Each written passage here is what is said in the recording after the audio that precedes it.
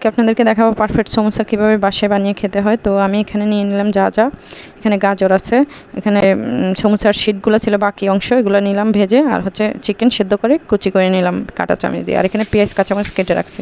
তো এখানে আমি প্রথমত একটা কড়াই বসিয়ে তেল দিয়ে দিলাম, সয়াবিন তেল, পেঁয়াজ, কাঁচামরিচ, হলুদের গুঁড়া, মরিচের গুঁড়া, আর দিয়ে দিলাম 1 চামচ আদা রসুনের পেস্ট, ধনিয়া, জিরা, গরম মশলা যা লাগে, আর তারপরে চিকেনগুলো দিয়ে ভালো করে নেড়ে চেড়ে গাজরটা দিয়ে নিব কষিয়ে।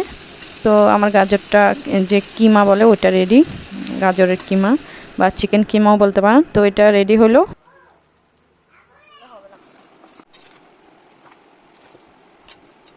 তো এখন হচ্ছে জান্নাতের আব্বু এগুলোকে শিটগুলোকে নিয়ে সমোসার যে শেপটা দিয়ে এই কিমাগুলা ভিতর দিয়ে এই সমোসাগুলো বানিয়ে নেবে।